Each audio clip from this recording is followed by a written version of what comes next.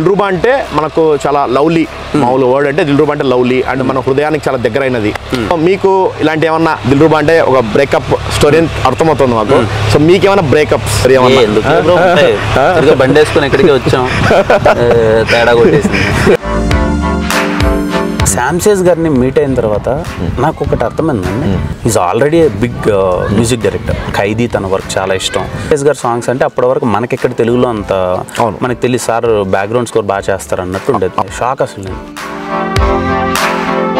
Dilruba teaser music ఇప్పటికీ అందరూ చాలా ఎక్సైటెడ్ గా ఉన్నారు. ట్రెండింగ్ ఇప్పుడు మ్యూజికల్ ఎంటర్టైనర్ అంతే. పక్కా మ్యూజిక్ పక్కా. మీకు థియేటర్ లో మీకు లవర్స్ కావాల్సినవన్నీ దొరికేస్తాయి. అందరం బ్యాచ్. ఏంటి ఈ కాంబినేషన్ కి, ఈ బ్యాచ్ కి ఏంటి కారణం ఏంటి? మా అందరికి ఎస్ఆర్ కళ్యాణ మండపం అంటే ఎస్ఆర్ కళ్యాణ మండపం మ్యాజికల్ బ్రో, మర్చిపోలేం. అరే చెప్పండి ఏం చేద్దాం, నిజంగా మన లవర్ తో మనం చేస్తే ఎలా ఉంటుంది? ఆ బండ మీద కూర్చొని అన్ని అప్పటికప్పుడు మాంటేజ్లు రాసుకొని 2 days లో సాంగ్ షూట్ చేసి వెళ్ళిపోయాం. యాక్చువల్లీ మీకు షార్ట్ ఫిల్మ్స్ మీ జర్నీ ఎంత చూసాం మేము. నేనేమంటున్నా ఒక యంగ్ ఎవరైతే జనరేషన్ ఉన్నారో ఇప్పుడు నాలాంటి వాళ్ళు కానీ ఒక ఆర్టిస్ట్ కావాలి, ఒక డైరెక్షన్ కావాలంటే ఎవరు నమ్ముకొని వెళ్ళాలి అంటే మీరు ఏ కాన్ఫిడెన్స్తో వెళ్ళారు? అంటే ఇక్కడ ఒకటి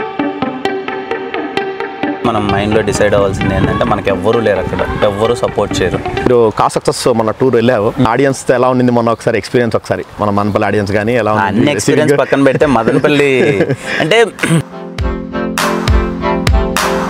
కొట్టి వెళ్దాం మదనపల్లికి అని, కానీ పెద్ద హిట్ అవ్వగానే నేను ఫస్ట్ మదనపల్లికి వెళ్దాం డిసైడ్ అవుతాను. ప్రాసెస్లో ఇంకా మైక్ మొత్తం అంతా ఎరగొట్టేశారు. మైక్ అంతా పోయింది. నాకు ఎలా కమ్యూనికేట్ చేయాలో వాళ్ళకి తెలియలే.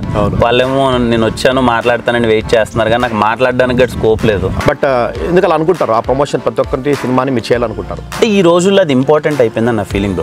అంటే ప్రమోషన్స్ చేస్తే నాకు మీ క్యారెక్టరైజేషన్ చూస్తుంటే నాకు పూరి గారి స్టైల్ ఆఫ్ మేకింగ్ గుర్తొస్తుంది. దిల్రూబా నేను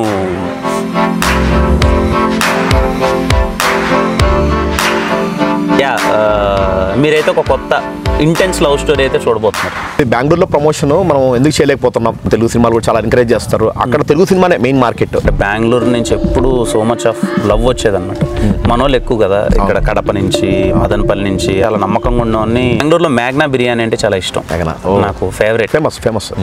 మ్యాగ్నాకి వెళ్ళి బిర్యానీ తిని ఒక కూల్ డ్రింక్ తాగి వచ్చామండి. అంత ఇష్టం నాకు మ్యాగ్నా బిర్యానీ అంటే. అవునండి. ఎప్పుడు తిరుమల థియేటర్లో నాది K16 నా సీట్ నెంబర్. ఎప్పుడు వాంటెడ్లీ అక్కడ అదే సీట్లో కూర్చొని సినిమా చూసాను. ప్రతి ఒక్క సినిమా మన తెలుగు సినిమా అక్కడ ఏంటంటే 3 సినిమాలు ఫ్రైడే రిలీజ్ అయినా ఒక్కొక్క షో వేస్తారు. అరే ఏదో రోజు మన సినిమా ఇక్కడ పడుతుంది కదా అని వెయిట్ చేసేవాడిని. స్టార్ట్ అయింది అక్కడే. కొత్తగా ఆడియన్స్ అంటే యూత్ వస్తారు, ఫ్యామిలీ వస్తారు, అందరూ వస్తారు. సో వాళ్ళు ఏమి ఎక్స్పెక్ట్ చేసి మన దిల్రూబా సినిమాకి రావచ్చు? ఫస్ట్లీ నన్ను చాలా ఇంటెన్స్గా చూస్తారు. క్యారెక్టర్ని వదులుకోకుండా ఉండే పర్సనాలిటీస్ ఉంటారు. చాలా స్టబ్బర్న్గా కనిపిస్తారు.